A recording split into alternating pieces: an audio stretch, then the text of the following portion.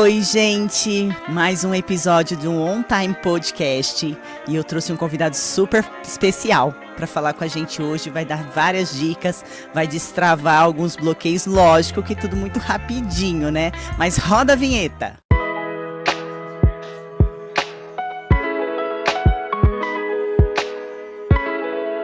Gente, tô com um convidado muito especial aqui. É o Renato Dalpino. Ele é psicólogo, facilitador de constelação familiar.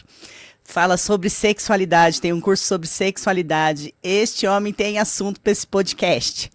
Seja bem-vindo, Renato. Oi, Murielle. Oi, gente. Obrigado pelo convite. Já tinha participado de um podcast? Não, primeira vez. Primeira vez? Qual que é a sensação? A sensação me lembra rádio, porque eu trabalhei, fiz faculdade de jornalismo, né? Antes de ser você psicólogo. fez? Que bacana. E sempre fui apaixonado por rádio. E cheguei a trabalhar na Rádio Bandeirantes, então, de tal nos estúdios, assim. Então deu aquela sensação de voltar ali ao passado. Uma nostalgia boa. Deu uma saudadezinha. É. Se apresenta para o público, Renato. Me conta um pouquinho. Conta aí para quem está te assistindo, para nós aqui. O que você faz? Há quanto tempo? Fala um pouquinho de você. Então, gente, eu sou psicólogo há cerca de 7 anos e meu trabalho com as pessoas é de poder ajudar, acompanhar as pessoas a olharem para questões emocionais, para questões que muitas vezes a pessoa carrega de atitudes, comportamentos que ela está insatisfeita, que ela gostaria de melhorar, mas não sabe como. Então, de poder chegar em mais pessoas, ampliar no sentido de comunicar para as pessoas o quanto que a psicologia e também esse trabalho sistêmico, né, que é conhecido como constelação familiar, de olhar para os nossos antepassados, o quanto pode proporcionar de transformação na vida das pessoas. E a partir também do que foi transformado na minha vida, né? E na vida da minha família. Através das tuas experiências. Isso, através da minha vida pessoal, do que eu pude vivenciar, também foi algo que foi me mobilizando muito a trazer para as pessoas. E eu estava falando de rádio, né? Mas também o quanto que desde pequeno eu ficava entre os adultos e gostava de ouvir histórias. Você né? ficava observando. Esses você... quietinhos ficam caladinhos. Eu era aquele aluno que ficava muitas vezes no fundão, mas era uma coisa também de... Às vezes eu zoava, né? Mas ficava também para observar. Né? O todo ali na sua frente acontecendo. Tem um professor que falava isso para mim. Eu percebo que você é bastante observador, né? Então, de trazer isso também no meu trabalho, né? De poder perceber. Esse olhar, né? De perceber. E os detalhes, né? Me fala uma coisa. Você falou sobre a questão que as pessoas precisam dessa ajuda emocional. Quando é possível elas perceberem quando ela precisa do psicólogo? Porque, assim, as minhas experiências com o psicólogo foi sempre alguém que me instruiu a ir. Eu nunca partiu de mim. Né? Mas se você pudesse deixar uma dica, como que a pessoa se percebe precisar de um auxílio de um profissional como você? Por exemplo, às vezes a pessoa está com bastante ansiedade e pode estar relacionado, às vezes no trabalho, muita situação, sei lá, de pressão, de mudança, ou num relacionamento, né, que eu abordo bastante sobre relacionamento e família. Às vezes a pessoa teve um término, se separou, e tá difícil de lidar. Como às vezes tem pessoas que já engatam, isso mais homens do que mulheres, engatam outro relacionamento. Então, por exemplo, isso aí são alguns sinais de que a pessoa pode precisar ir em busca, escolher de estar com um acompanhamento com um profissional. Porque a psicologia, ela cresceu mesmo pós-Segunda Guerra. Certo. E foi um momento nosso como humanidade onde teve um grande sofrimento coletivo. E aí a psicologia derivou muito daí no sentido de cuidar mais de algo que está não só em sofrimento, mas também pessoas que voltavam de guerra e que voltavam muitas vezes com transtornos mentais. Então teve uma ênfase nisso. É pós-traumático uma guerra, né? Então a psicologia surge desse pós-traumático, pós-guerra, e cuidar desses soldados, dessas pessoas que vinham. E é assim que surge. Eu não sabia. E se for olhar mais atrás, a filosofia, né, bebe muito da filosofia, algo muito mais antigo. Mas a psicologia também foi aparecendo, expandindo mais pós-guerra. E a partir disso também de lá para cá muitas coisas mudaram, né? O que eu tô querendo dizer? Que às vezes a pessoa tem imagens, né? Preconceitos, cortando a palavra, preconceito. A gente forma um conceito antes, Certo. uma imagem antes do que você passar com um psicólogo, se você fazer terapia. De primeira, eu não sei se ainda é assim, mas havia muito preconceito, tipo, eu não sou louca, pra que que eu vou no psiquiatra? Pra que que eu vou passar Sim. pelo psicólogo? Né? Então tinha muito esse preconceito, essa mística em cima da questão tratar a mente e as emoções, né? E hoje você percebe que isso ainda acontece muito ou já mudou bastante a mentalidade? Eu observo que a pandemia ajudou a isso ir caindo por terra. Mas é algo que tem. Ainda tem, né? Tem um certo estigma do que seria fazer terapia, seja para gente fraca, seja para o psicólogo ou o terapeuta vai lá e vai resolver minha vida, vai falar o que eu tenho que fazer, e não se trata disso. Que é milagre. Não só da mágica, mas não se trata disso, porque também o seu trabalho, né, como coach, é de proporcionar um espaço Uma que a parceria, pessoa... não é? Uma parceria. Nós juntos vamos sair dessa situação, nós vamos ver pontos de vista para isso. Sim. Então é assim, ó, você que está passando um problema, não ouça pessoas falando que você não precisa. Se você está sentindo que você precisa da ajuda de um profissional como o Renato, não demore, não tarde aí. Porque quanto antes você for, antes você vai resolver essas questões dentro de você. Renato, eu passei por um tempo, por um processo de depressão pós-parto.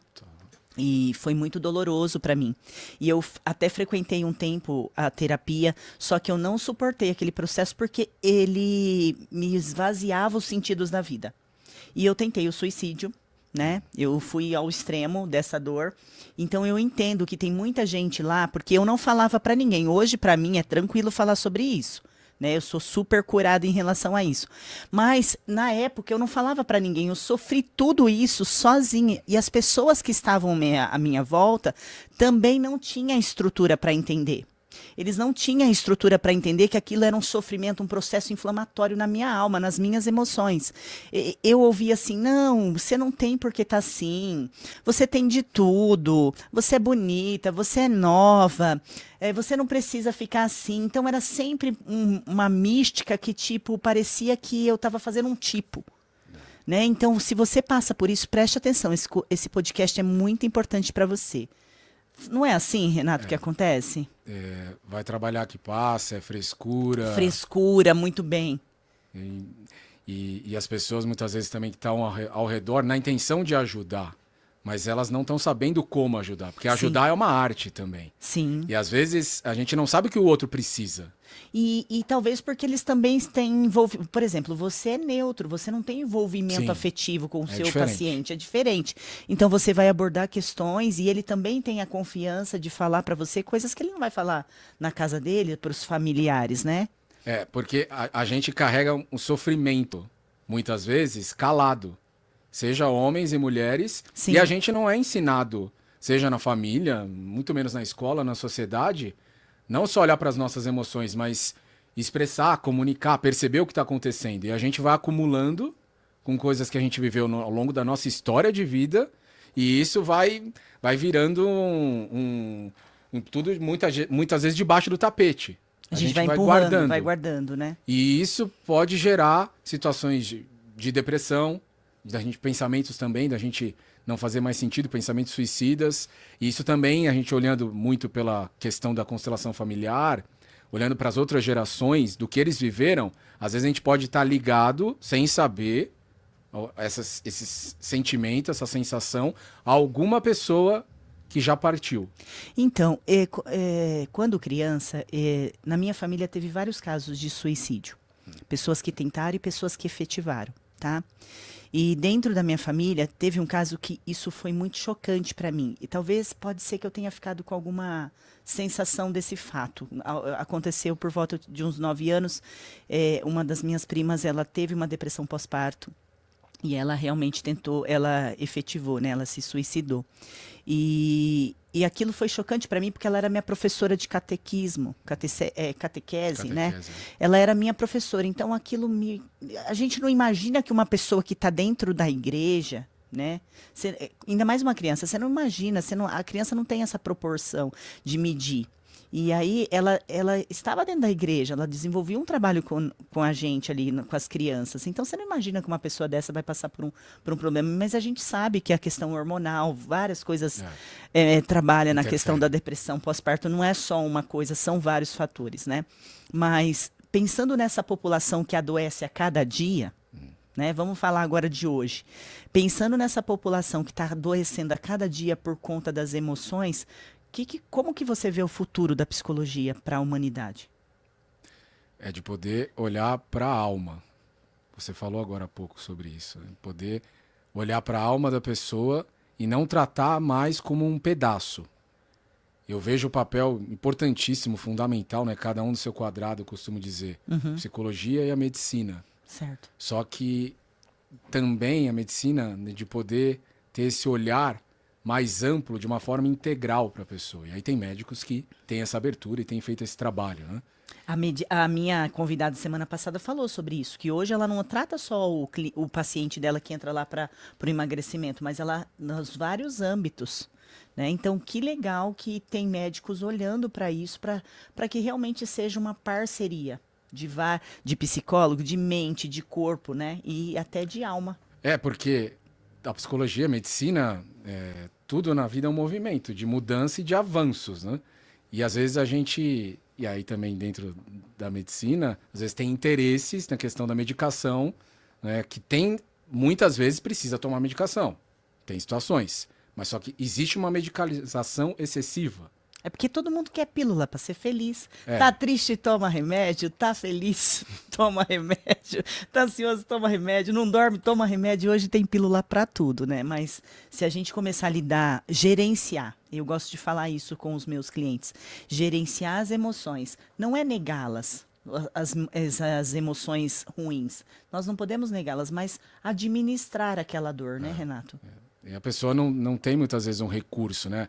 O que dentro da psicologia, dentro dos atendimentos, a pessoa pode ir construindo é essa capacidade maior, recursos internos As habilidades dela, né? para Potencial. poder lidar com as emoções negativas e positivas. Porque também às vezes as pessoas se apegam às emoções positivas ou situações positivas que aconteceram na vida dela. E isso também pode atrapalhar a pessoa, porque as coisas na vida vêm, acontecem e seguem um Você fluxo. fala que ela é tipo de pessoa que ela sempre é a super otimista. Isso, E e aí não vê os riscos, né? Não vê aquela coragem excessiva, né? Autoestima elevadíssima, mas muitas vezes essa autoestima não é fake, vamos dizer assim, não é. Nos bastidores não é nada disso. É porque muitas vezes ela não tá, tem uma certa arrogância por trás, de achar que pode fazer o que quiser, né? Entendi. E não é uma autoestima realmente boa, uma boa autoestima, né? Que não é uma coisa que vai estar lá em cima. Se a gente fosse, agora você me tocou num ponto importante, o que seria uma boa autoestima? Uma saudável autoestima? Já que tem uma que seria levar mais pro patológico, né? Ela tá vendo tudo maravilhoso e aí quando vem um momento ruim ela não consegue passar por ele, né? O que seria uma saudável autoestima para uma pessoa? A pessoa poder conhecer melhor as emoções dela, isso que você estava falando de gerir as emoções, né? Aham. De poder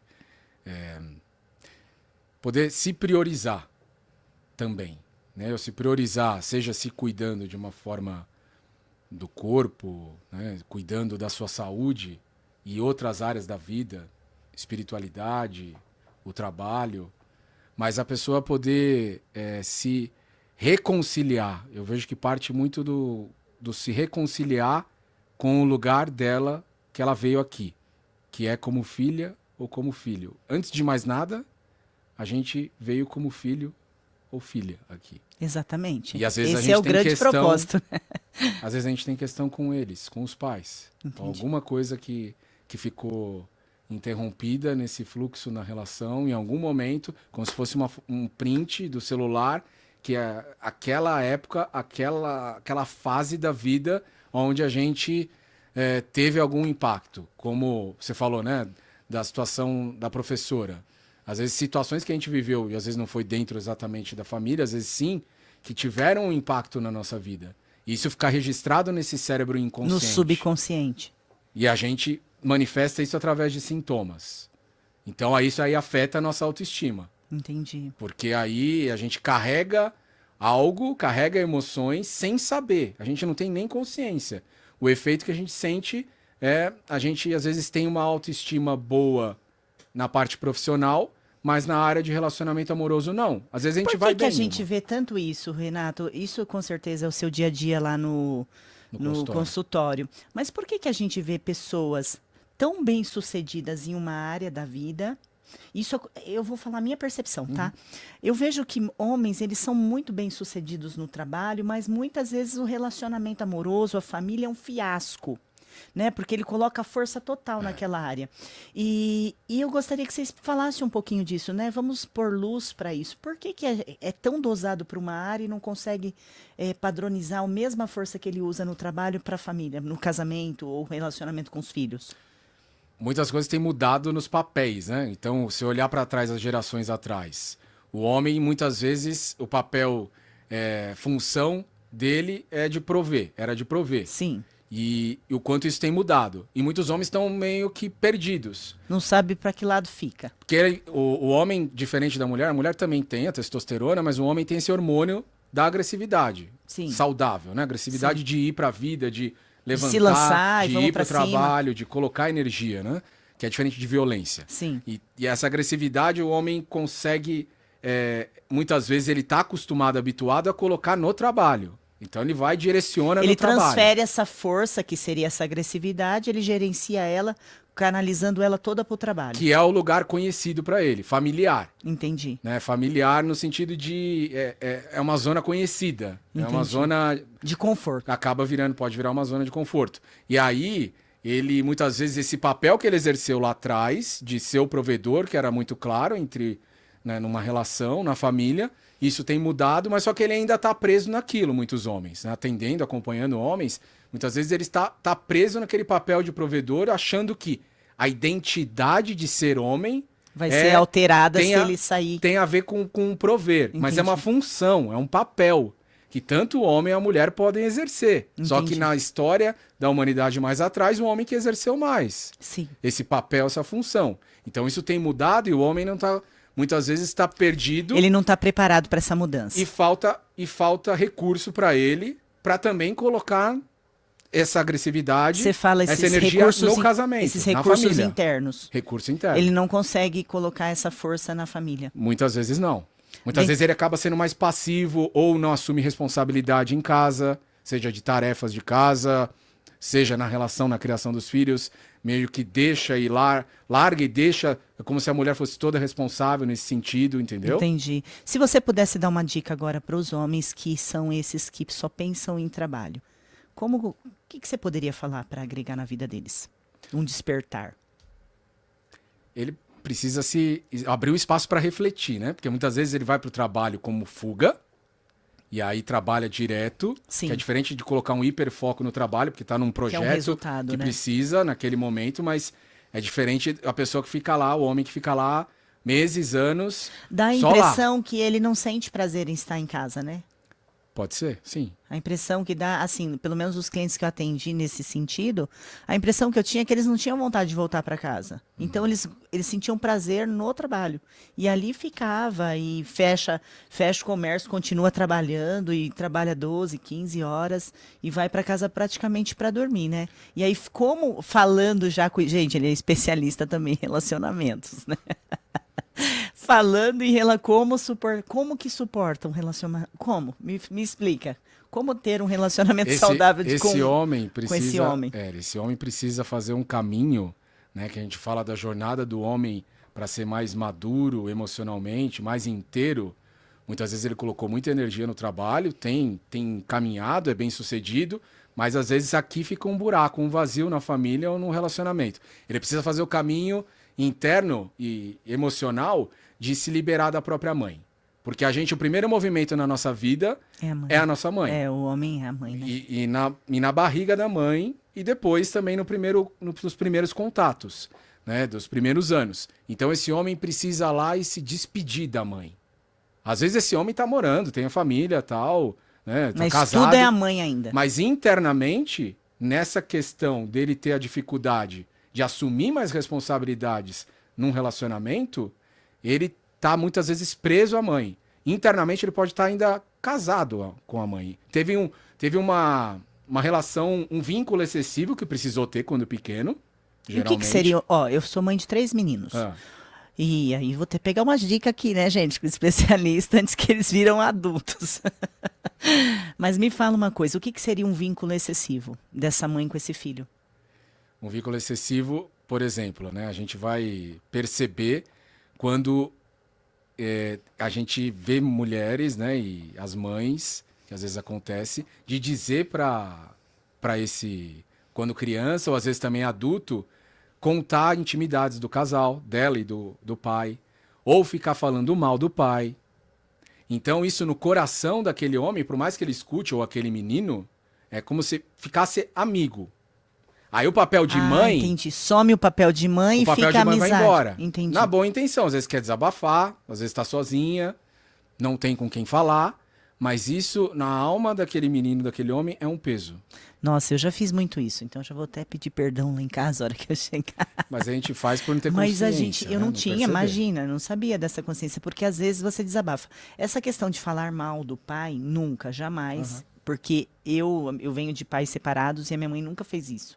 Né? Então ela sempre manteve o meu relacionamento, ela sempre me forçou. Às vezes eu nem queria visitar meu pai, mas ela me forçava, não, você tem que ver seu pai. Então isso é uma coisa que eu pratico com meus filhos porque eu aprendi com a minha mãe. Mas essa questão de desabafar, às vezes está estressada e fala, nossa, hoje foi um dia difícil, aconteceu isso.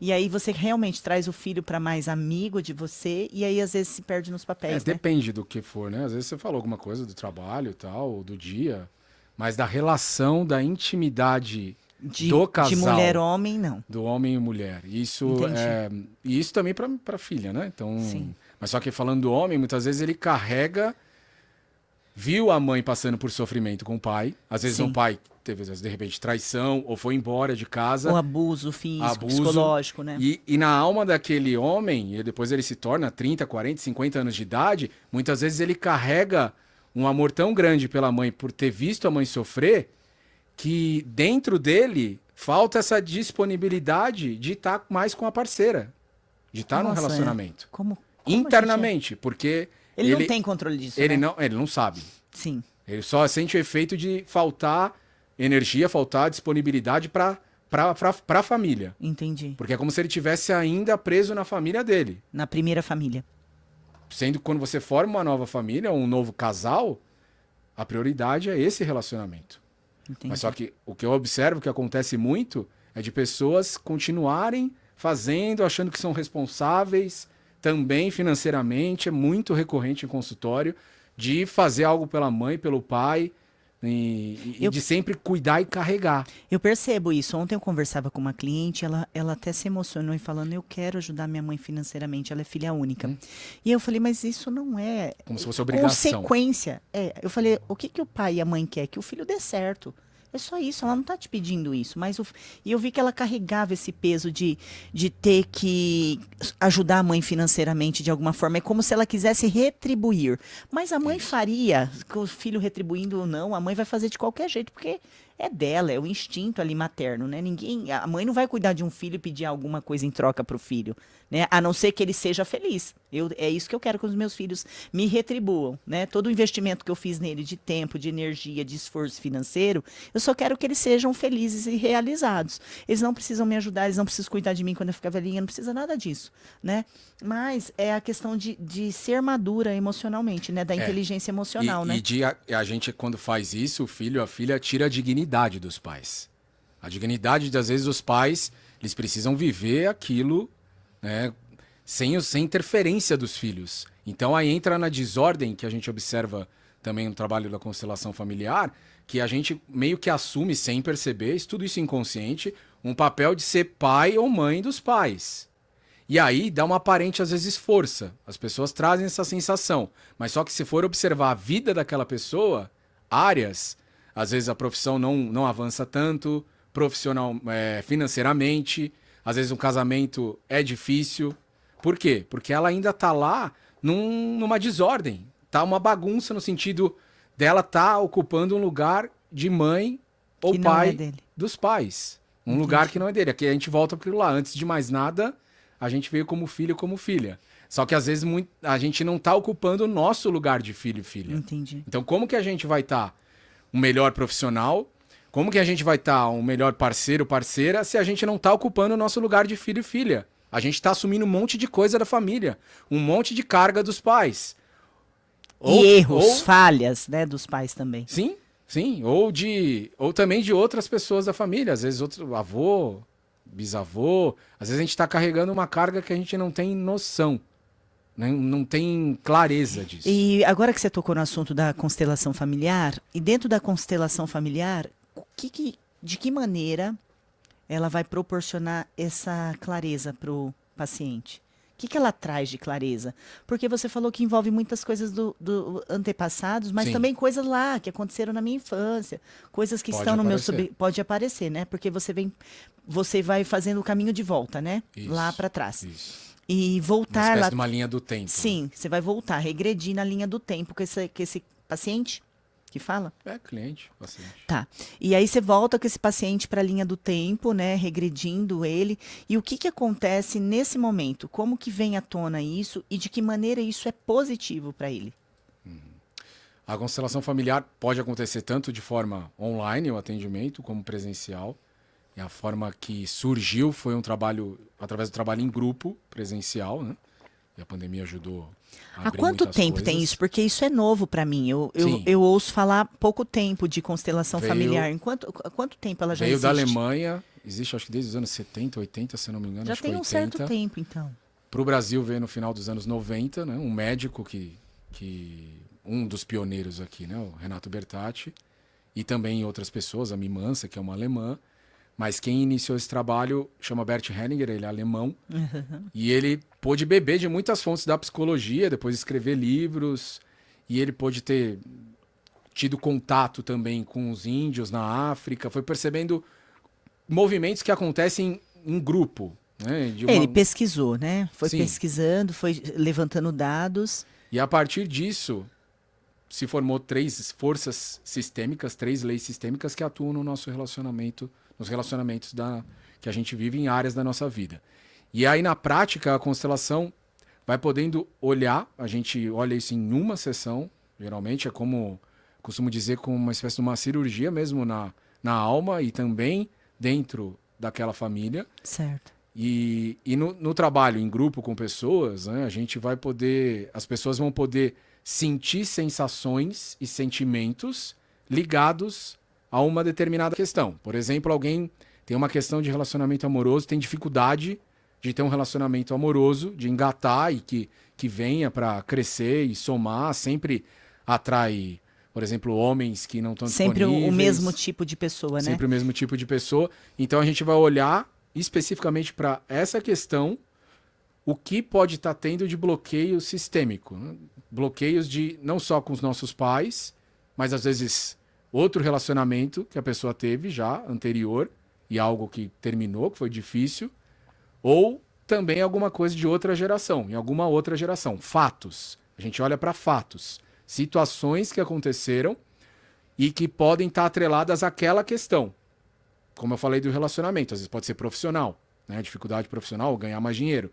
E aí a gente vai ver o que se mostra através dessas pessoas. E no online a gente tem recursos que são âncoras que a gente utiliza para ver montar um diagnóstico, né? Ter uma clareza da onde está vindo esse bloqueio. E aí você leva isso para a pessoa, esse diagnóstico, e ela sai de lá com tarefas, com metas, porque o processo de coach, a gente sempre dispensa o nosso cliente com algumas tarefas para que ele possa caminhar nesse processo. Dentro da constelação familiar, como funciona? Às vezes tem algo prático também para a pessoa, dependendo da questão, dependendo de como foi, do que apareceu, se mostrou lá. Geralmente dura em média 1 hora e meia, seja online ou presencial, esse atendimento sistêmico. E a pessoa, ao ver, né, o que eu costumo dizer no dia que eu faço, ou quando converso com a pessoa, dela poder se permitir a sentir, a perceber o corpo dela, sensações e sentimentos, mais do que o racional. Lógico, às vezes surge dúvida, ela esclarece, seja antes ou depois, mas o trabalho sistêmico, esse trabalho da constelação, da pessoa poder se permitir vivenciar isso. E lá, com os representantes no presencial, no grupo, tem frases que a gente acaba pedindo para a pessoa dizer, que tem a ver com o contexto da questão, e isso vai tocando também a pessoa que está assistindo de fora, porque ela vai estar geralmente de fora, quando é num Ela não grupo está presencial, participando daquele momento. ela está de fora assistindo como se estivesse assistindo um filme da vida dela, vamos dizer assim, junto Certo. comigo, com o profissional, e isso vai acontecendo durante aquele tempo. Tem uma sequência, mas a gente não sabe o que vai aparecer.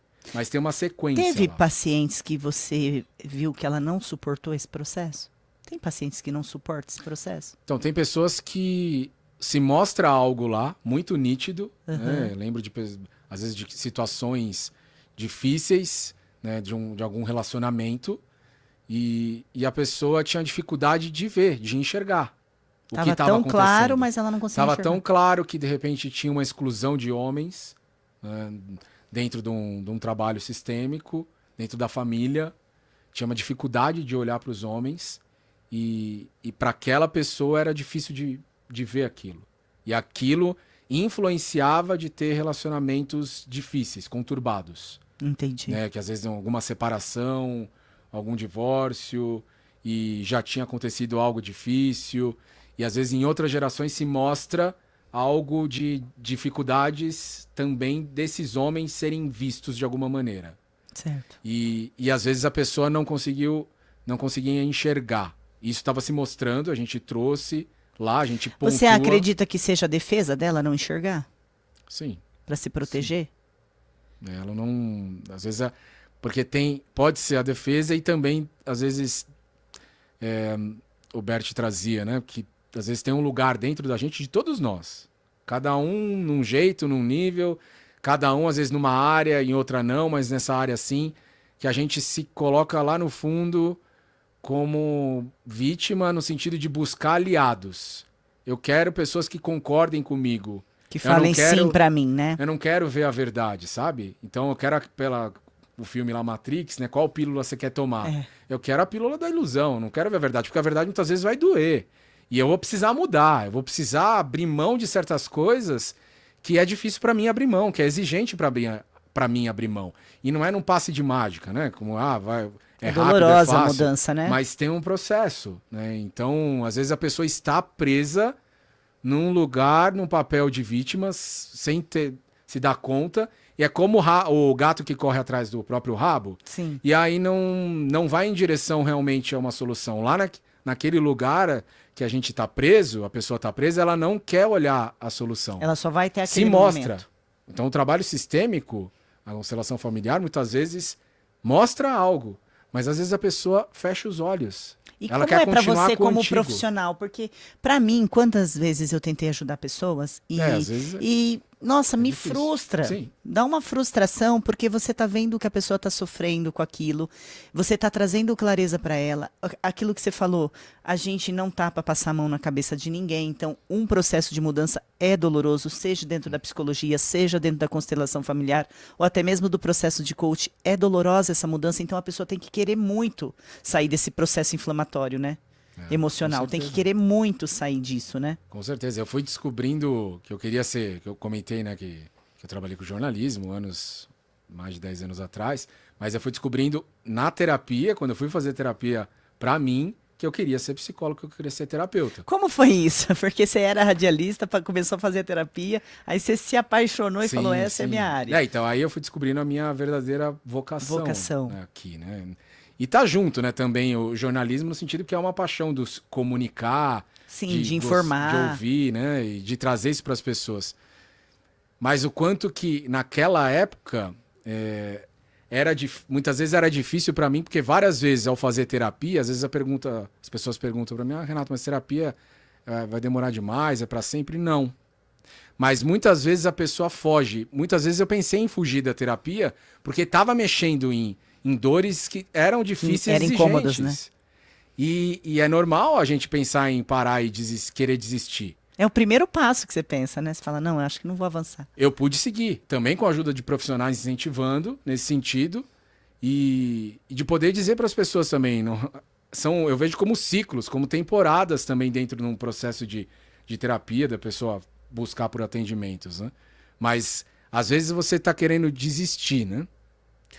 O meu recado para você é de poder ver que tem pessoas que querem que você continue. E eu pude atender pessoas que muitas vezes queriam desistir, não encontravam mais caminho. E quando você pode buscar por profissionais, se você tem espiritualidade, né, de se conectar a Deus, o que você acredita em algo maior, mas também tem profissionais que estudaram para poder te ajudar. Junto com algo da espiritualidade, do espiritual, tem profissionais também que estão apoiando, podem apoiar você nesse sentido, e de você poder ter uma outra relação, poder curar essas emoções que às vezes pode gerar depressão ou muita ansiedade e tá difícil de lidar, né? Ainda também o rebote pós-pandemia, o quanto que eu acho que muita a coisa pandemia... ficou refreada, a gente segurou.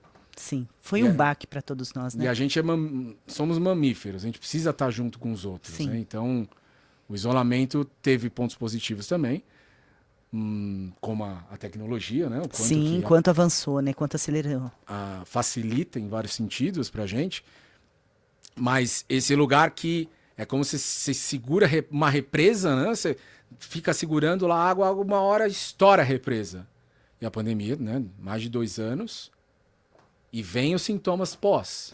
A gente não está preparado ainda, né? Crescendo muito, né? Eu acho que a gente ainda não recebeu todo o pós-pandemia. Ainda tem muita coisa para vir desse fato, né? Da pandemia. Porque é algo muito novo, que faz pouco tempo que terminou, pouco tempo que a gente entrou num novo normal, que nunca mais nós fomos como antes da pandemia, né? Ela marcou, assim, esse tempo, né? Para quem viveu nesse tempo, ela marcou. Né? Então, eu sinto que as pessoas são diferentes pós-pandemia, mas que ainda tem muita consequência. Porque quando a gente olha para a pandemia, e você dentro do consultório deve receber isso toda hora, quantos órfãos, né? Quantas dores? Teve famílias que perderam muitos dos seus entes de uma vez só. Eu trabalho também no mercado imobiliário, e eu lembro que eu fui fazer uma visita, e o rapaz, o senhorzinho falou assim para mim: olha, o meu inventário nunca fica pronto, porque toda vez que ficava pronto, morria alguém com Covid. E assim, foram 8 familiares, num prazo de 9 a 11 meses. Então, 8 pessoas daquela família. Então, todos esses traumas ainda vai vir, né? Ainda nem começou a chegar para nós como população, né? Como humanidade. E principalmente no primeiro ano da pandemia, as pessoas não puderam se despedir dos seus entes, não podia, queridos, porque não podia fazer não viveu o luto, né? Não podia fazer enterro. Então, dentro, né, a gente observa também, né, no lado emocional e psicológico, a importância dos rituais. E o ritual de despedida quando alguém falece é de poder fazer o velório e o enterro. Isso é importante, por isso ajuda a fechar algo. Então, ficar algo em Fecha aquele aberto, ciclo, né? como se algo ficasse em aberto, né? Então, eu atendi, principalmente na época da pandemia, de pessoas que perderam entes queridos e não puderam, né? Não puderam se despedir, não puderam finalizar algo, né? Então foi muito importante essas pessoas também buscarem por um suporte profissional para poder ter um espaço onde a pessoa vai poder não só dizer, expressar o que estava lá guardado, mas também com recursos também dentro da terapia, poder auxiliar a pessoa a ir fechando isso, mesmo sem ter tido o ritual. Entendi. Então, também a terapia pode auxiliar, apoiar nesse sentido. Entendi. Eu vejo que você tem um olhar, né? Talvez seja a minha percepção, mas eu percebo que você tem esse olhar muito carinhoso para os homens, né? Quando você na tua fala e até os temas que você aborda, sempre relacionado, a gente percebe esse carinho com os homens e acho que até essa questão de missão, né? De desenvolver melhores homens, né? Na nossa geração, nesse novo tempo. E pensando nisso, os homens, a gente percebe que eles têm essa questão do lado emocional, do lado racional muito forte, e a gente percebe pouco o emocional no homem, só a agressividade, quando ele tem aquele momento de estourar, vir à tona, né?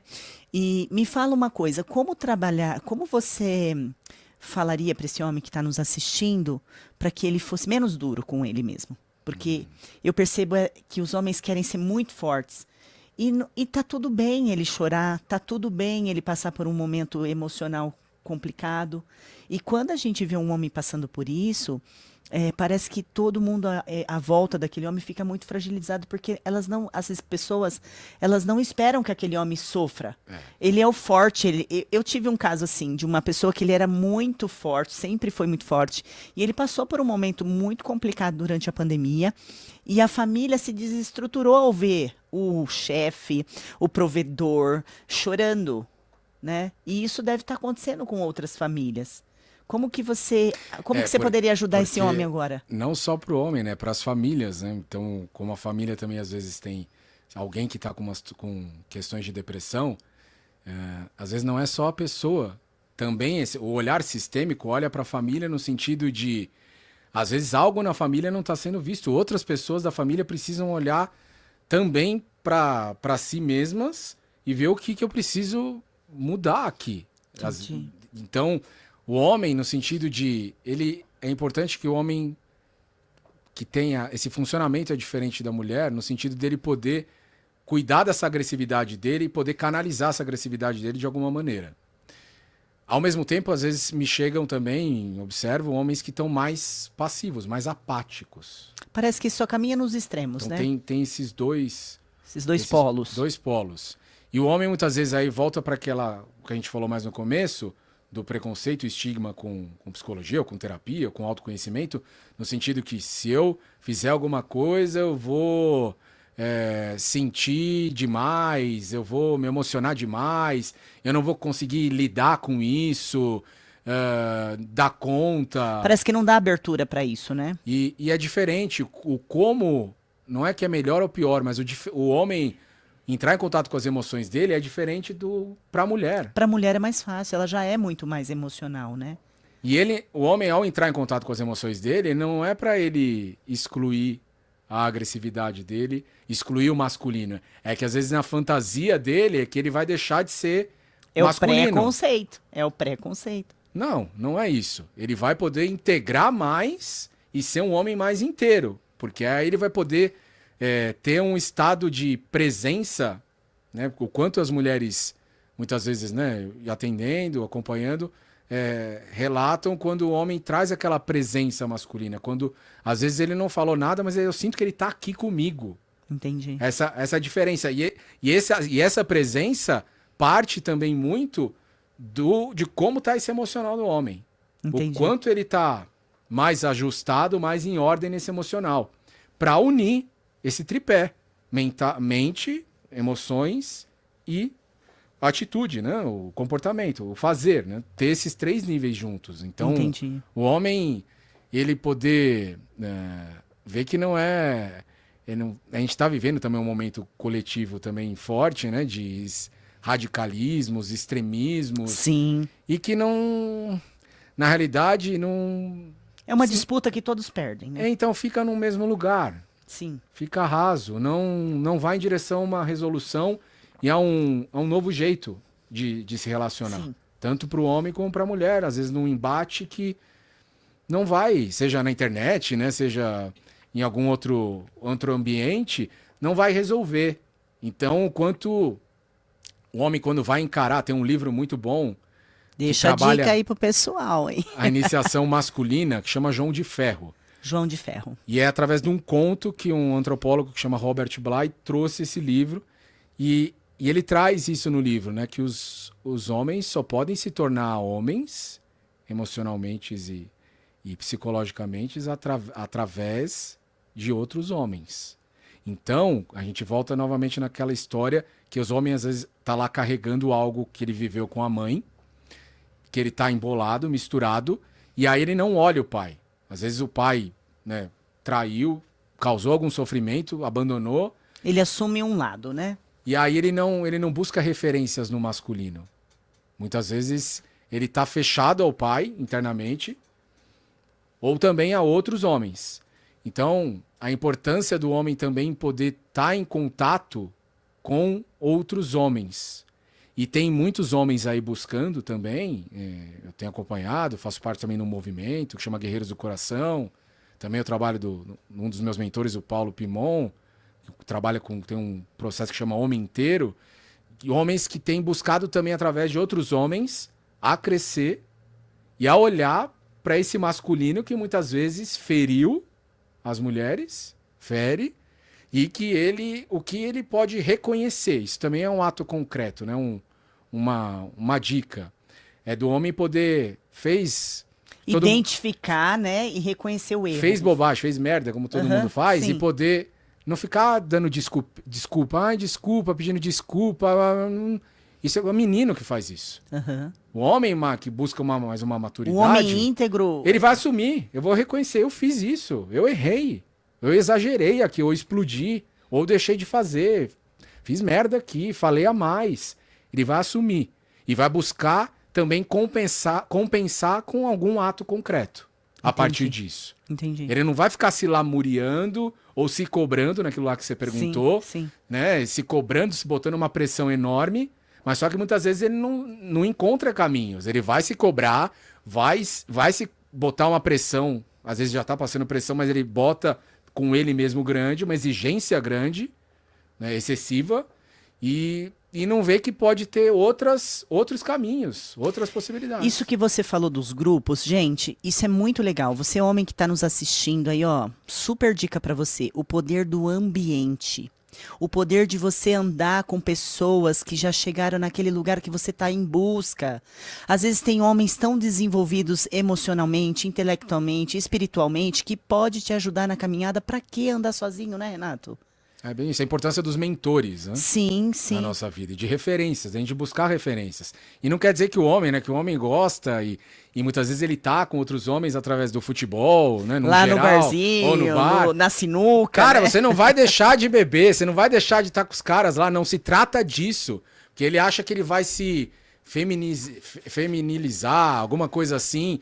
Tem homens que acham assim, acham que é isso, e aí vai perder. Cara, não é isso. Aquele machismo, né? Isso, não se trata disso. Se trata de você. O quanto você quer ser um melhor pai? Hã? Você parou pra refletir? O quanto você quer ser um melhor parceiro?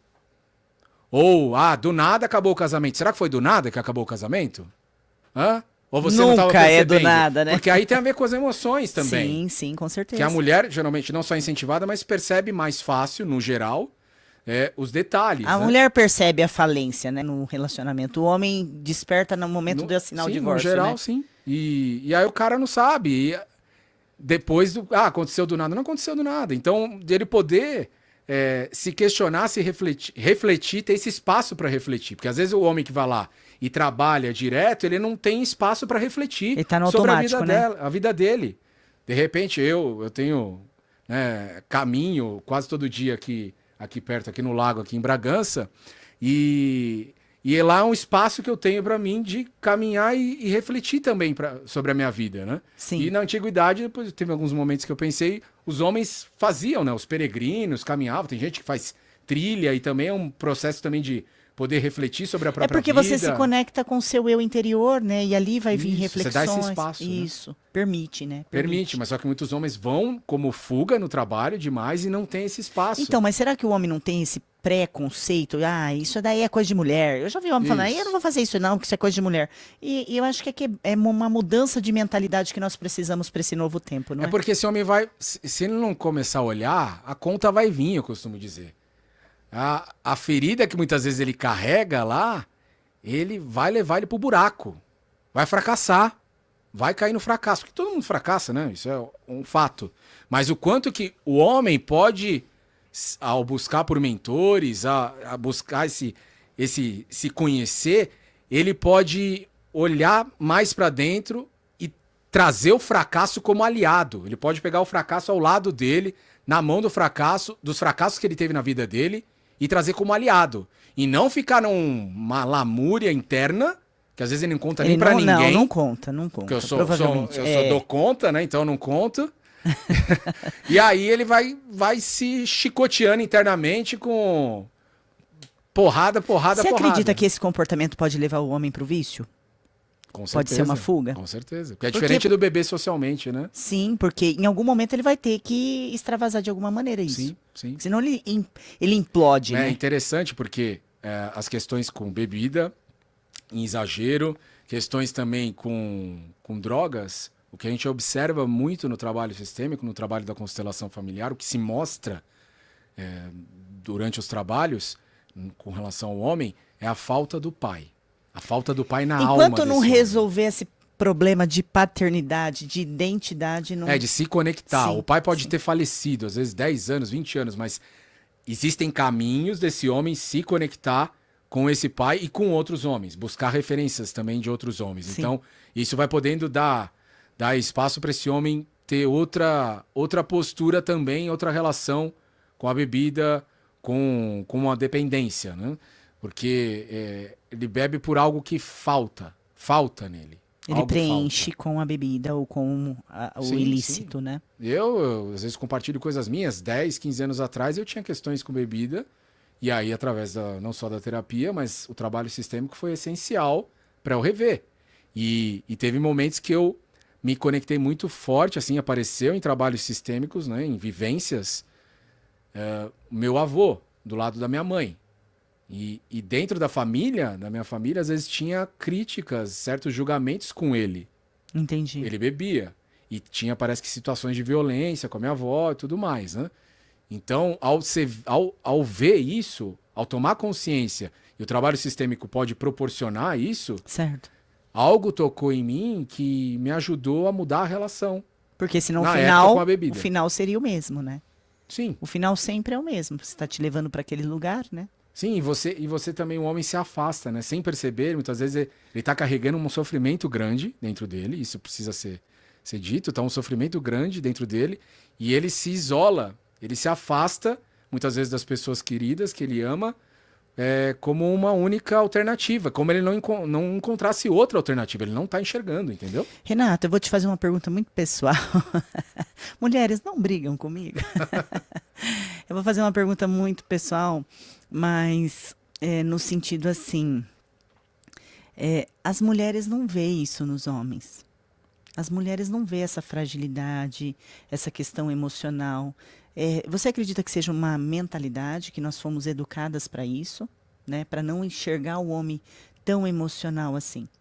Né? A mulher, ela não vê Você essa diz o fragilidade do homem, dessa necessidade emocional dele gerenciar as emoções. A gente sabe, hoje eu sei, porque eu estudo. Então. Mas tem esse preconceito da mulher Tem. em relação ao homem. Eu já- Ah, homem é sem vergonha, todo homem trai. Entende? Coloca o homem ali dentro Generaliza, de um... né? Isso, generaliza de uma certa forma. E isso acho que de uma maneira é ruim para o homem, até para ele se impor. Né?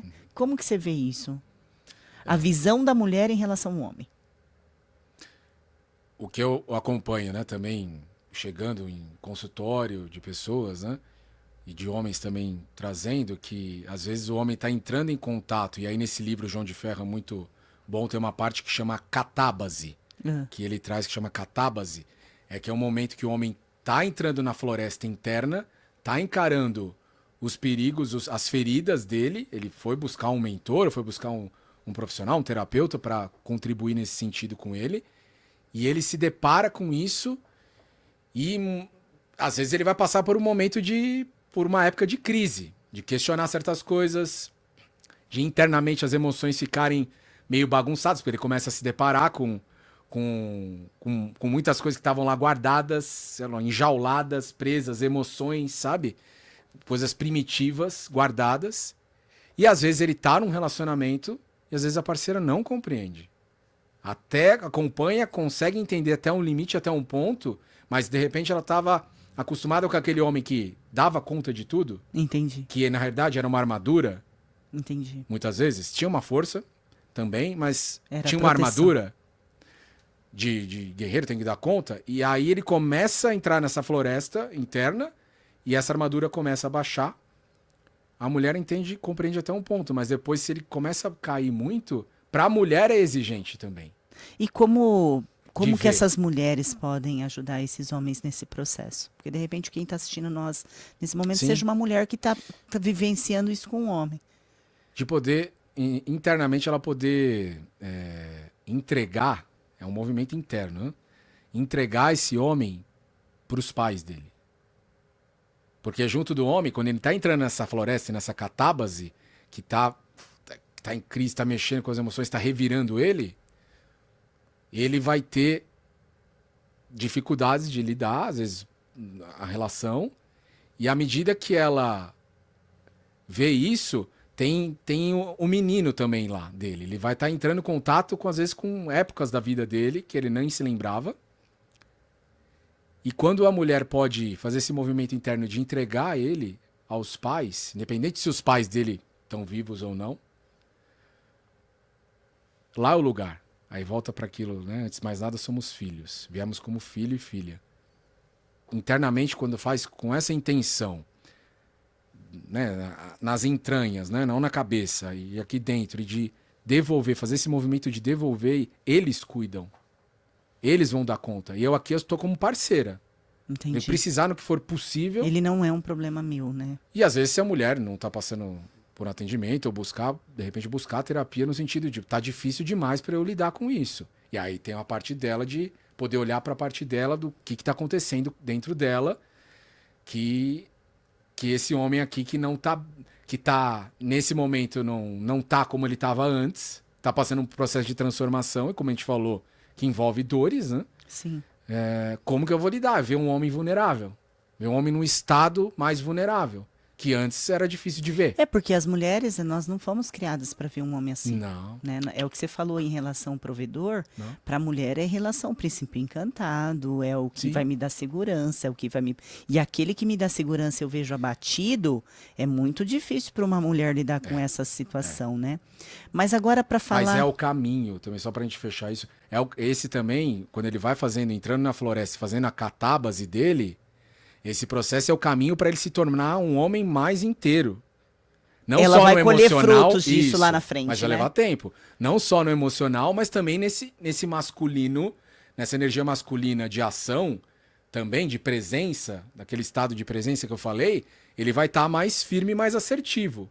A tendência de explodir é menos, ou de ficar guardando é menos, quando ele vai passando por esse processo da catábase e de entrar nessa floresta. E aí, com algum mentor, com algum profissional. Sozinho é impossível, você Gente, que está não nos dá. assistindo, não dá, né? Tem um Renato? povo que fala, eu faço até autoterapia, autoanálise. Gente, aí você tem um espaço de reflexão, Sim. né, que pode te ajudar. Mas tem profissionais Mudanças que estudaram. significativas tem que ser com um profissional, né? Profissionais que estudaram, né, para isso. Agora me fala uma coisa, como que você vê o coach atrelado à psicologia? A gente tem acontecido algumas questões, né, algumas situações que tem o lado dos psicólogos que tem dificuldade, Em lidar, né? Eu sinto limitações. Muitos psicólogos, né, eu tenho trabalhado há um bom tempo questões minhas também, de lidar com se posicionar. Seja estar numa rede social, ou falar sobre o seu trabalho, ou também sobre se vender, no sentido de apresentar o seu trabalho e como lidar com isso. Porque na faculdade, muitas vezes colocado para o psicólogo que é feio, né? Que é ruim, que não... E hoje Aí tem um os monte de coaches, crença, né? então, mas aí o que acontece? E o Hoje coach o geralmente coach se não, ele posiciona. já se posiciona no online, Sim. ele já quer impactar o maior número de pessoas, ele quer ajudar, ele quer transbordar na vida delas, e a gente percebe o movimento do psicólogo mais dentro de uma clínica, mais o 1-a-1. Sim. Como que você vê hoje levar essa questão da psicologia para que os coaches, os mentores têm feito? Sim, e tem trabalhos sérios, né? Como a gente conversou um pouco A gente antes. conversou um pouquinho antes. Porque tem formações, às vezes, seja na área de coach, como a gente estava conversando de constelação familiar, formações muito pouco tempo, muito rasas. Eu e tem um falei para perigo ele, aí. né? A gente estava conversando um pouco antes sobre isso, porque existe formações de coach que forma você em um final de semana. E a gente entende que para falar de emoção, para falar de pessoas, é impossível agregar um conhecimento em um final de semana. Então, escolha bem a formação que você tem buscado, se o seu caminho é esse, né? Eu sou membro da Sociedade Brasileira de Coach, uma comunidade muito séria, e a gente entende o poder que tem nas ferramentas, na metodologia. E óbvio, é aquilo que você falou. É uma parceria. Sou eu e você junto num processo. Seja na terapia, seja no coach, nós somos juntos num processo. O resultado depende da nossa parceria. Não adianta eu querer a sua mudança e você não querer mudar você mesmo, né? Então, dentro da terapia acontece isso.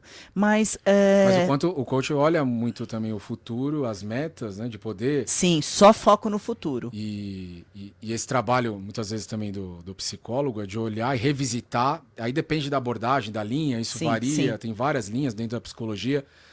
E também a visão sistêmica, o trabalho da constelação, muitas vezes é de revisitar o passado, e aí da constelação pega outras gerações também, né? Sim. E de isso ser reorganizado de alguma maneira. Ressignificância. Revisitar, ressignificar, e a partir disso a pessoa consegue ter mais disponibilidade para o Foco, presente disciplina para e olhar mais em direção ao futuro. Legal, E bacana. trazer também... Então é um trabalho que pode andar junto Sim. ali, lado a lado, né? Você com foco, às vezes você tem coisas Somar no teu forças. passado. Isso, E exatamente. volta naquilo, de profissionais sérios. Então tem profissionais sérios, como qualquer área, formações rasas e profissionais que não são sérios, como na constelação tem. Infelizmente está tendo aí.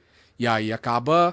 Colocando gente nós todos falando mal. dentro de um liquidificador, né? Falando mal sem ter experimentado. Só leu um livro e acha que é aquilo, mas vai vivenciar, vai experimentar, né? Vai fazer algo, vai fazer um atendimento, vai estar com um profissional e sério, né? E como tem muitos profissionais sérios. Então, através disso, de poder somar forças e ir rompendo com essas limitações que tem, resistências, né? Uhum. E aprendendo um com o outro, né? Porque o que eu vejo do coach, o pessoal do coach, desse que você falou, do posicionamento. Vai lá, não precisa estar perfeito, mas é de poder Só fazer. faz. É o fazer, E né? fazendo, Fazer. você vai se melhorando, né? Então tem muitos psicólogos que ficam lá isolados na toca, vamos dizer assim, né? Tem um mentor meu, o Bruno, ele é psicólogo, né? Mas ele trabalha muito no rede social e tudo mais. E ele diz isso, sai da toca. Porque você precisa estar lá com as pessoas, você precisa ampliar e chegar e somar força, sabe? E Bacana. aquilo que a gente conversou antes também, de um paradigma. Porque a gente vive muitas vezes, e os psicólogos também vivem muito, o paradigma da competição.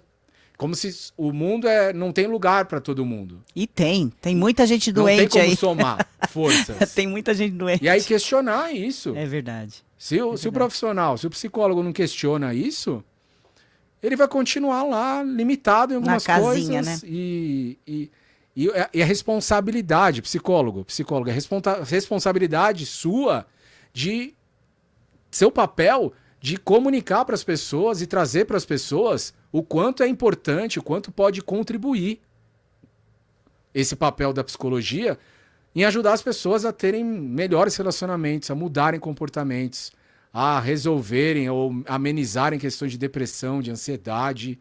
É papel seu. Então o psicólogo precisa assumir mais esse papel. E aí, quando vai assumindo mais, também, e saindo desse paradigma da competição, onde todos têm um lugar, você vai olhando para o outro ao seu lado. Você vai olhando também para os coaches também ao lado. A parceria, de caminhar. né? Legal. Quero também trazer um tema com você. Como que você vê a psicologia com a espiritualidade? Como é isso para você, como pessoa? Agora eu quero falar com o Renato, não o Renato profissional da área da psicologia, mas como um psicólogo, né? Que tem todo lá um protocolo, todo um estudo, todo um conhecimento. Como que você trabalha a espiritualidade junto ao teu conhecimento como psicólogo e até dentro disso no seu consultório? A espiritualidade, eu vejo como... Entra às vezes no campo das crenças, né? Mas eu, agora falando também particularmente, eu acredito em algo maior. Sim. Não num Deus que, às vezes, muitas religiões trazem. Que pune, que castiga. Um Deus punidor, né? Não- Malvado. Não é isso, mas é algo que a gente carrega no nosso inconsciente da humanidade, né? Coletivo, Sim. como Deus que tá lá de olho na gente, castigando. É o velho de barba branca sentado no trono, olhando o certo e o errado e nos punindo. Ou algo do karma, né? Você tem karma, então... Você tem que sofrer. Então você vai sofrer, seu destino é esse, ad eterno, É, essa vida aguenta aí. eterna. Você vai dar conta, porque é seu karma. Então aí tem pessoas que usam disso para justificar, né? Ah, você vê, é meu karma, tal. Eu devo ter feito alguma coisa na outra vida. A gente ouve, é verdade. Então, é de poder ver que eu vejo o karma, gosto muito, por exemplo, também do budismo, né? O karma como consequências de atitudes nossas, e que é possível, e aí com as más autoconhecimento escolhas, a gente questionar e fazer de forma diferente, né? Mas você falando isso, eu estava aqui puxando e me vindo, né? A lembrança, acho que esse ano era 2005, alguma coisa assim, né?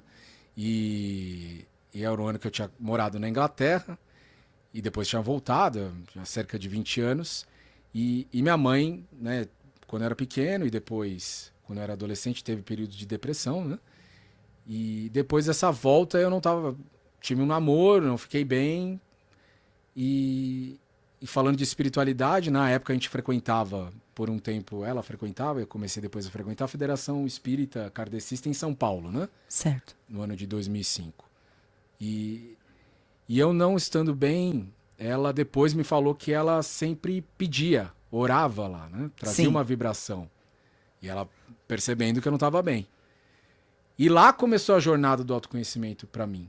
Através da Federação Espírita, através do kardecismo. O que despertou? Eu não lia livros, foi uma época que eu comecei a ler, comecei a ir, me sentia bem, né? Frequentei, sei lá, alguns anos. E aquilo foi importante para mim, para ir me olhando para trás, para ir me levantando de algo que estava difícil.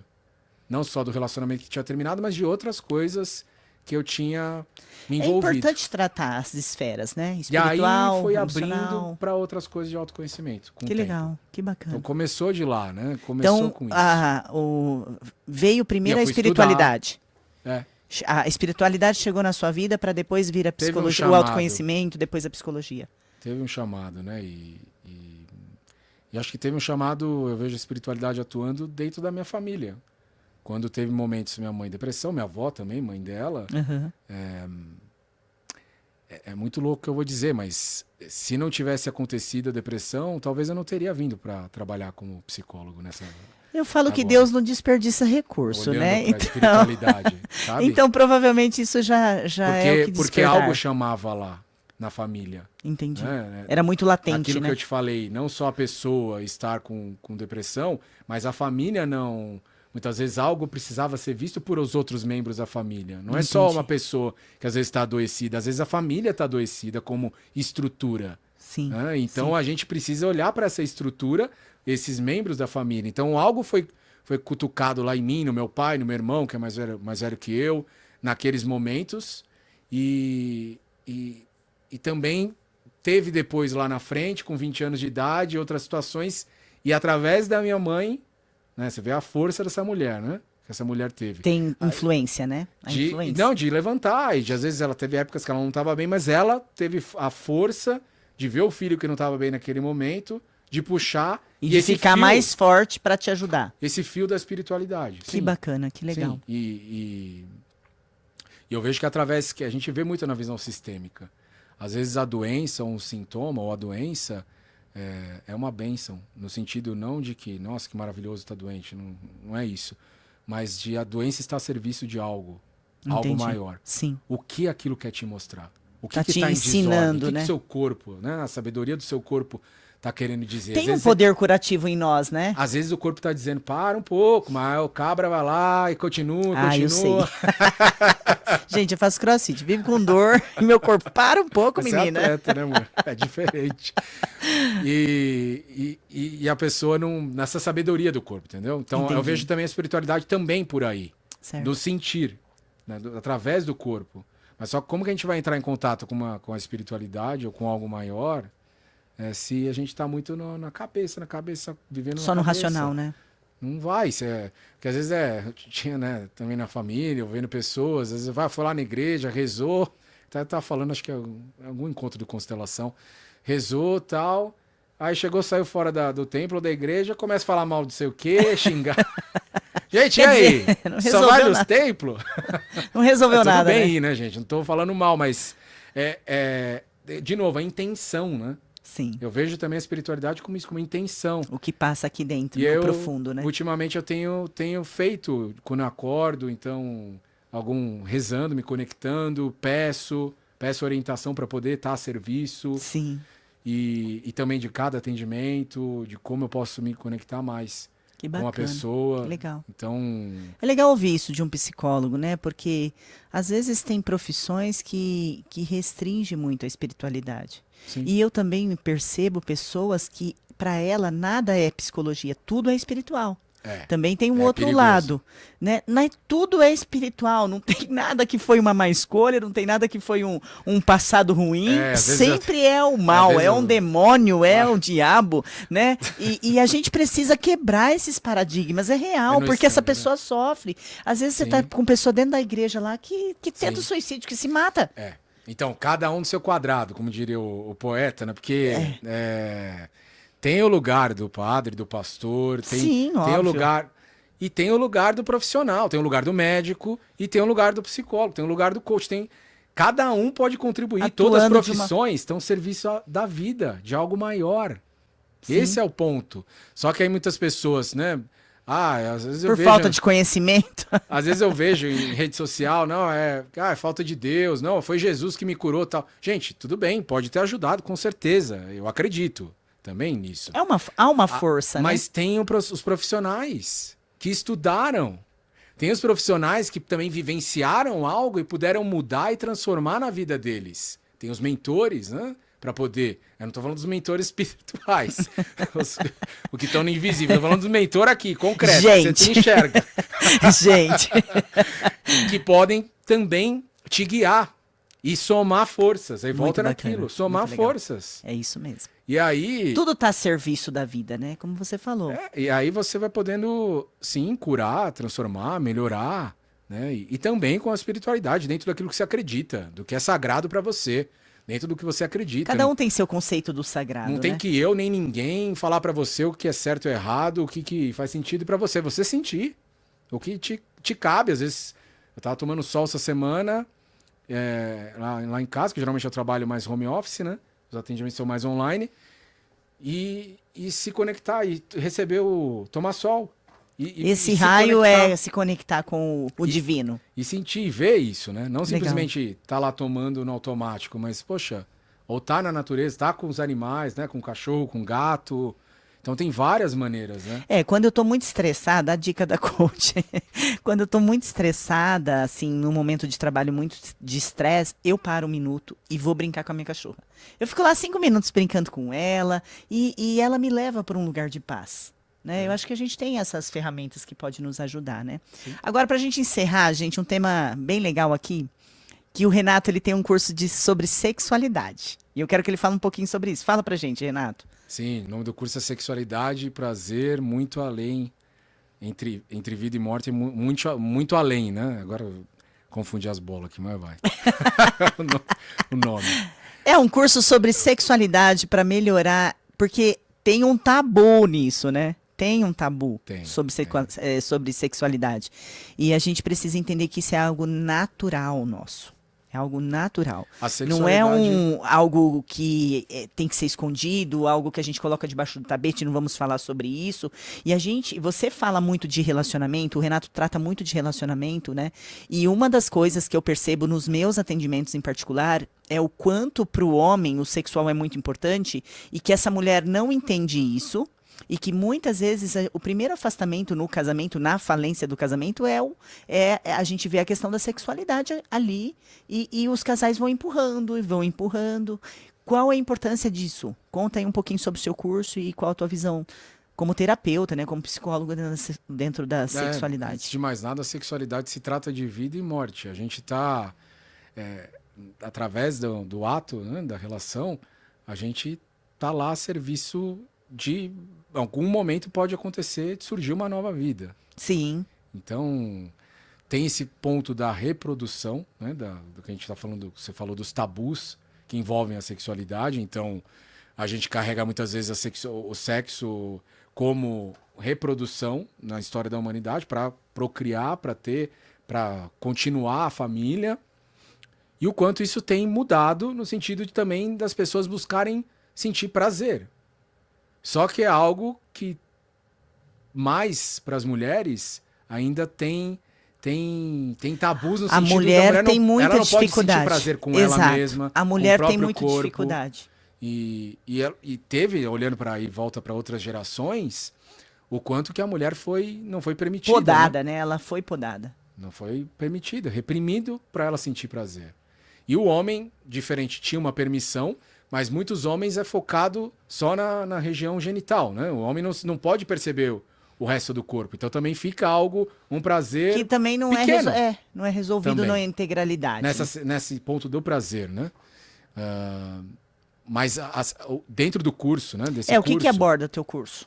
A gente vai olhar principalmente para questões de falta de libido, de falta de desejo, tanto para o homem como para a mulher. Como que é para cada um, como que acontece às vezes dentro Isso do acontece pro relacionamento. homem? Gente, tô falando Sim. como aluna.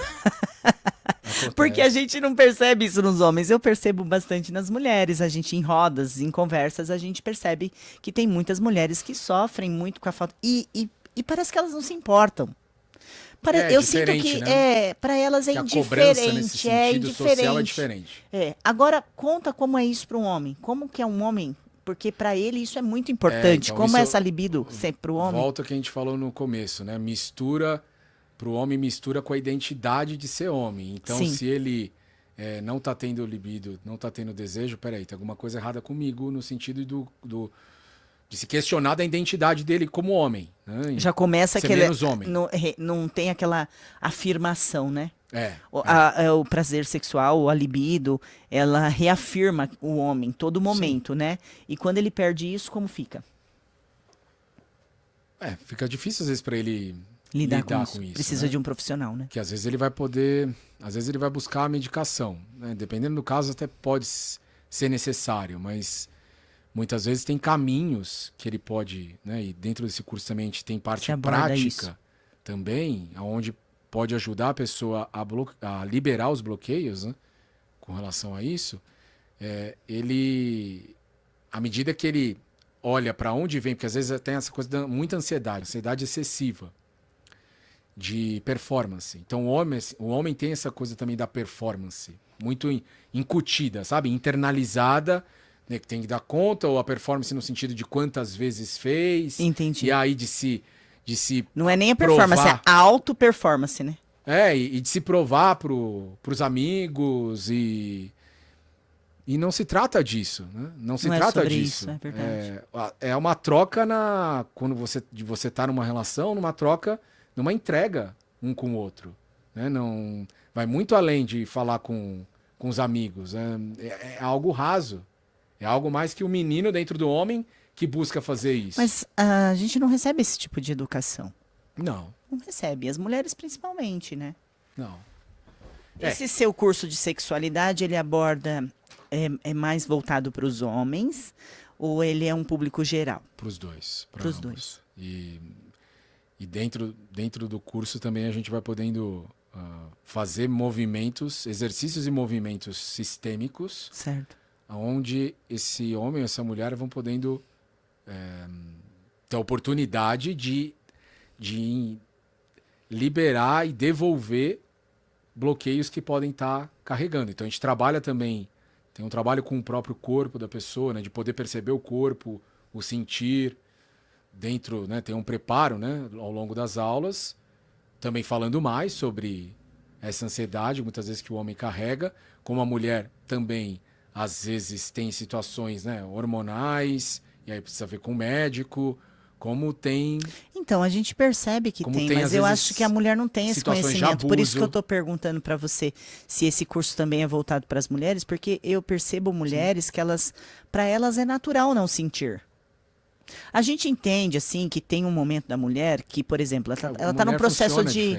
Né? O processo é diferente, mas que na menopausa a gente sente que cai essa questão da libido, a tendência é diminuir, mas que tem profissionais que vai ajudar ela com um hormônio, alguma medicação, né? Só que eu vejo isso em mulheres novas, esse comportamento que tá tudo bem, tipo... tá, eu não sinto nada e tá tudo bem. E aí tem o outro lado, que é a questão do homem, que para ele é importante. E como se relacionar com uma mulher que não tem a libido? É O casal precisa complicado. ter uma comunicação, um diálogo, estabelecer para ver como que é para cada um, porque também a vida sexual também de alguma maneira é um termômetro da relação Fora, da né? parceria. Fora do sexo, né? E da parceria no sentido de pode sinalizar como que tá essa relação, essa intimidade entre homem e mulher, né? Você acha que quando não há sexo entre o casal é porque já tá lá antes acontecendo várias coisas? Porque Pode esse ter seria o outras final. Esse seria o final. Podem ter outras coisas que estão embolando, como diria no futebol, embolando o meio de campo para acontecer a relação em si, né? Entendi. Também, às vezes, se for entrar e falar mais, às vezes também o casal sempre, às vezes casal que tá anos junto, sempre é do mesmo jeito, que vai acontecendo Uma o rotina, né? sexo. Então, às vezes os dois estão incomodados, mas não sabem Lidar, do quê. né? Ou a mulher, pra mim já tanto faz, tal. E às vezes ela pode ser que dentro dela ela já meio que já cansei, já desisti desse jeito não, ou de repente até falou pro Mas parceiro. e como quebrar? Se você pudesse dar uma dica agora para os casais, que você trabalha com casais, como que você poderia dar uma dica para que houvesse uma comunicação saudável em relação a isso? Porque a gente percebe o afastamento e cada um vai empurrando com a barriga como dá, mas eles não sentam para falar, olha, eu não estou feliz com o nosso ato sexual, ou dessa maneira. E também percebo que as mulheres não conhecem o próprio corpo. Não. Então ela quer que o parceiro adivinha, Isso. se nem ela sabe, Isso. né? Então precisa ter uma comunicação assertiva de posicionamento, de falar, olha, isso não tá legal, mas como quebrar? Porque é um assunto que não é comunicado entre o casal, não é falado entre o casal. Fala de filhos, fala de trabalho, mas não chega em casa, parece ter um tabu, não chega em casa e fala assim, olha, eu não gostei daquela maneira, não gostei daquela posição, me causou dor, ou não senti prazer nessa relação, o que a gente pode fazer da próxima? Não tem esse diálogo. É porque eu sou muito aberta e vou te perguntar, porque tem mulher que não tem nem coragem de perguntar, né? E não tem nem coragem de falar. Mas é importante agora o teu olhar, que você é um especialista nisso, né? Tá trazendo o curso aí, vale a pena, viu, pessoal? Como ajudar esse casal a ter essa comunicação mais assertiva? Se você pudesse dar uma dica agora pra gente encerrar, o que você falaria para esse casal? Como chegar a essa conversa? Aí tanto um como o outro vai podendo buscar ter mais clareza do que está acontecendo. Com ele, No né? cenário- Primeiro comigo no e depois mundo com o interno. parceiro. Entendi. E às vezes, se um dos dois, né, geralmente a mulher, tem mais consciência de busca, sei lá, interna, de se conhecer, acaba tendo uma responsabilidade maior. Às vezes tem homens que têm mais essa consciência. Responsabilidade maior no sentido de poder trazer. Iniciar a Dar conversa. um pontapé. Entendi. E às vezes esse homem não reagir, também a gente aí pode chegar em outros pontos no sentido de esse homem não trazer e a relação ir se desgastando, ela poder colocar um limite para ela mesma de até quando ela suporta a atitude ou a não atitude daquele homem. Entendi. Porque eu estou dizendo no sentido dela trazer algo e poder dizer, trazer não no lugar de cobrança ou de exigência no sentido de você tem que fazer diferente e tal. Porque isso é comum entre os casais, né? Entendi. De A acusar. cobrança. Sim. De acusar, de botar E aí um pressão. acusa o outro e não sai daquela conversa, Porque, né? Não frutifica. não vai resolver, não vai adiantar. Às vezes É o vai ficar ataque, pior. né? Sim. Então, de poder falar, é importante para mim, poder dizer de você, é importante para mim algo, né? Alguma situação que aconteceu na relação, ou na intimidade, ou na preliminar. Eu gosto mais assim, eu gosto que você toque aqui nessa região. Eu sinto muito prazer aqui. Essa aqui me dói, assim não. Desse jeito não, nesse ritmo não. Assim não, menos. Legal. E poder também abrir espaço de ouvir o outro, né? Também, né? Tirar as facas do bolso. Tira as facas do bolso e vai trocar ideia lá com seu esposo, Mas, com a sua novamente, esposa. a gente não é ensinado a fazer isso. Não, né? nós Então, não fomos criados. Nós não recebemos essa educação sexual. Nós não recebemos. não falava-se, né? Então, para os homens, muitas vezes, é a pornografia foi aprende com a pornografia, através né? disso. E pra mulher nem isso. Porque a mulher já é barrada, né? Sim, a pornografia muitas vezes trata a mulher como objeto, né? Sim, sim. E aí isso fica E muitas aí, vezes na fantasia é isso do que eu ia te homem. perguntar. Aí o homem leva essa, por exemplo, ele tá aqui, né, consumindo pornografia, e aí ele leva essa pornografia pra dentro da relação dele. E ele trata a mulher dele como aquilo que a gente sabe que aquilo ali é um fake, aquilo ali é todo mundo trabalhando ali, tem 50 pessoas naquele estúdio ali, né? Então, como se libertar da pornografia? E outra, ativa, né, a dopamina no homem. Exato. E, É hormônio do prazer, né? e tem a ver mais aqui com ficar no mental. E aí ele não tá conectado com o olho no olho, com a preliminar, com a entrega, Entendi. com a pele, com o sentir. E aí pro homem, né, muitas vezes é só lá no genital. Né? Tem também um trabalho bem bacana, chama Cláudio Serva, chama Prazer Ele, o Instagram dele lá. E ele trata também dessas questões do homem, né? Que bacana. E a Prazer Ela, que é a esposa dele, né? Esqueci o nome dela agora aqui. E trabalha o quanto que na sexualidade a gente poder ter mais prazer, mais entrega e se conectar mais com o nosso corpo. Sim. Com explorar mais, né? Trazer o sexo também para um lugar de não só de lúdico, de se divertir, de explorar e de ver como que é o prazer para um e para outro. Mas só que muitas vezes tanto o cara como muitas vezes para a mulher não sabe como que é o prazer. Muitas vezes está cortado Tá limitado, isso. né? Está limitado isso, no sentido de não conhecer o próprio corpo também. Entendi. Né? Ou de não tocar o próprio corpo. Né? Entendi. Até essa questão da masturbação para o homem. Né? Sempre, geralmente o homem vai fazer e faz do mesmo jeito ou com pornografia. Então essas influências acabam poluindo, intoxicando o homem. Sim, e aí ele leva isso pra dentro da relação dele. E E não isso é saudável. polui na relação. Né? Então aí ele precisa buscar se questionar. A gente volta naquilo, né? Buscar Por que eu mentores. preciso consumir, né, a pornografia pra eu sentir prazer nisso? Entendi. Isso, porque às vezes vira um vício, né? Então, E sim, tem muitos homens que é viciado nisso. quando vai buscar profissionais, pode ajudar ele ter esse espaço, né? O grupo de homens também, ter esse espaço para trazer.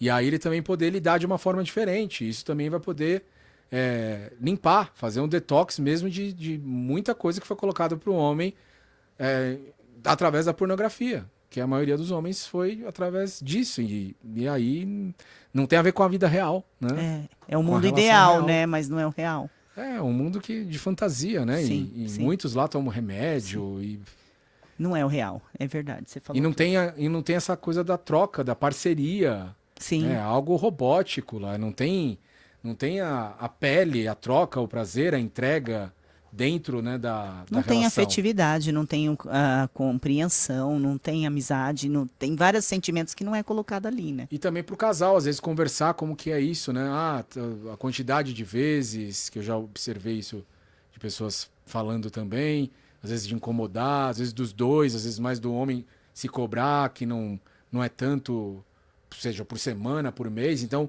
poder conversar sobre isso, né? Porque aí cada casal vai poder alinhar algo que faça sentido. Porque é algo e único do momento. casal, né? Isso, não da tem um intimidade. padrão, né? Não tem um padrão E a tem ser fases, seguido. né? Tem casal que Sim. às vezes tá tendo um filho que o Um filho bebezinho que chora. exige demais. Não tem nem como. Exige Chora dos e- dois. É verdade, é verdade. E aí também como esse casal depois de um tempo volta a priorizar também, criar espaço para priorizar a relação. Por quê? Porque a relação vem em primeiro lugar. A relação do casal para ter filhos, para os filhos virem ao mundo, o casal veio primeiro. Mas Precisa tem uma existir o troca. casal. Agora você falou um ponto importante, ó. Muitas vezes tem casais que eles priorizam os filhos e esquece o casal. Isso. E o que você falou é, se a gente for vir E a de uma aí o regra, casamento acaba. o casamento primeiro, depois os filhos, né? E depois lá a família. E se fica nisso, o casamento vai pro E buraco. mas é o que acontece, muitas vezes há casamentos que eles se separam porque a mãe quer educar o filho de um jeito, o pai quer educar de outro e eles se esquecem como casal Isso. e só olha pro filho, só estão ligados pelo filho, né? Muitas relações só estão ligadas pelo filho, né?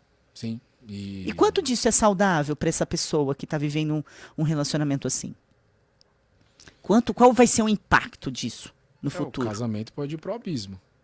Isso é um ponto. Se continuar, porque é diferente com o filho nasceu, né?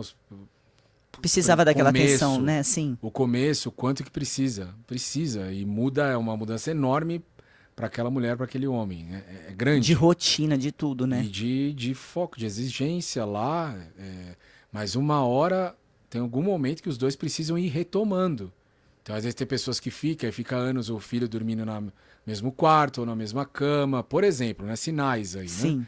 E aí, para onde vai indo também esse E como espaço do casal? E como né? resolver isso, Renato? Já que isso é bem comum. Como resolve? Nesse caso, precisa colocar o filho no outro quarto. Deixar ele chorar Mesmo os que às 5 dias. vezes, tá doendo lá dentro, mas colocar, fazer o movimento e de poder até dizer, pode dizer internamente, primeiro vem a relação do casal. Poder dizer pro filho também, primeiro Sou eu e sua mãe, né? isso. Legal. Ela é minha namorada, ou ele é meu namorado. Ele vem primeiro. E isso traz força pro filho e pra filha Entendi. também. Porque você está criando um espelho para aquela pessoa que vai crescer e ter uma família, né? E de precedência também, né? Quem veio antes pra vida. Para os filhos existirem, precisa ter os pais. Teve um encontro de alguém. Mesmo que depois se separaram, houve um encontro entre o homem e uma mulher. De algum jeito. Então, e a gente é como se a gente quisesse a nascente lá do rio e a gente quisesse empurrar a nascente pra cima, quando a gente olha pros filhos assumir e não olha pro casal. Entendi, Coloca os filhos em primeiro lugar. entendi. E fica nisso, né? Gente, que papo. Eu ficaria aqui o dia inteiro conversando com o Renato. Porque a gente tem bastante pontos em comuns, né? A nossa profissão nos alinha a isso. Mas um papo muito interessante, muito bacana. Primeiro, Renato, quero te agradecer essa oportunidade de você estar vindo aqui no On Time Podcast. Contribuir, né, com todo esse conhecimento. Foi muito gostoso esse bate-papo. Foi gostoso, né, gente? Fala a verdade. O On Time tá cheio de novidades aí, ó. O Renato, muito bacana ter vindo aqui contribuir para você família, para você homem, para mulher, para filho. De uma maneira geral, você atacou aí todo mundo, né? Pôde contribuir, pôde plantar na vida dessas pessoas que estão assistindo esse podcast. Então, eu quero te agradecer.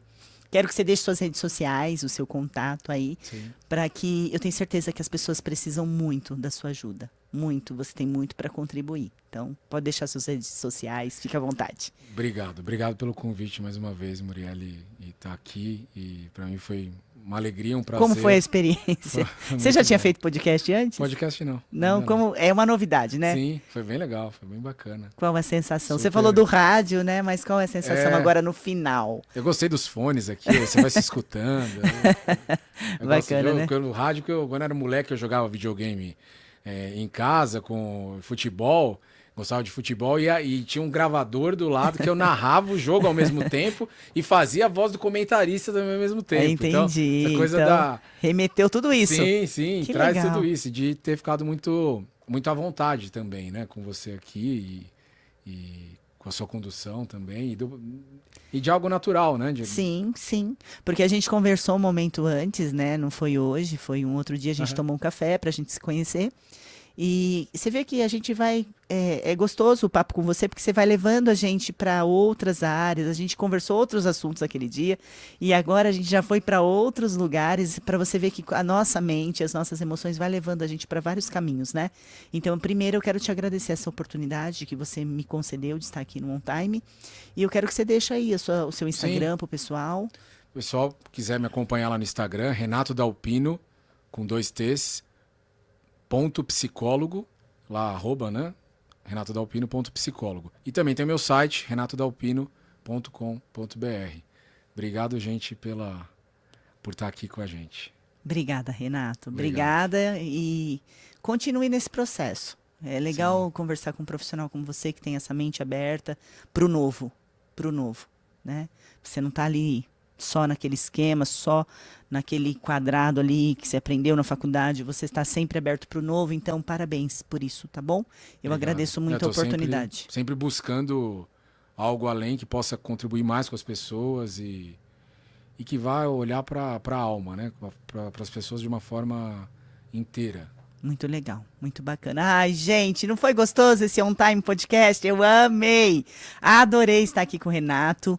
E ó, curte lá. vai no nosso canal, @coach Murielle Milani, se inscreva, porque sempre, e notifica lá.